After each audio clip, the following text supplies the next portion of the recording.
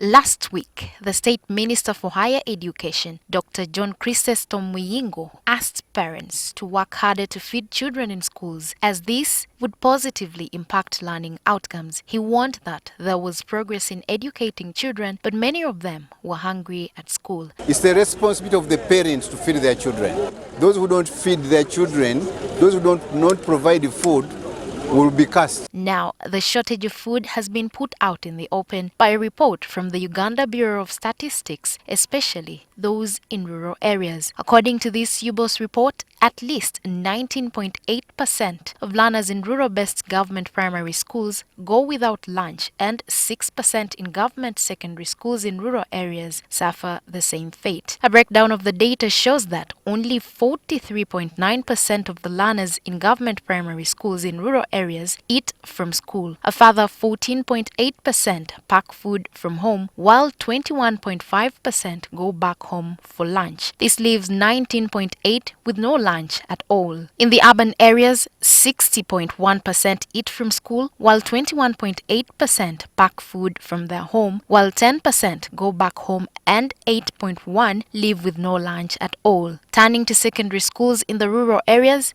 85% eat from school, while 7% pack food from home, and a further 2% go back home. This leaves 6% not to have lunch at all. In the urban, 80% eat from school, 15% pack, 1% go back home, and 4% do not have lunch at all. Nationally, 83% eat from home, while 10% pack food at home, and 2% go back home for lunch, and 5% do not eat at all. The move is bound to raise more headaches and answers about what will happen to the thousands of learners who go without lunch from a young age. Lydia Felly Akullu, NTV.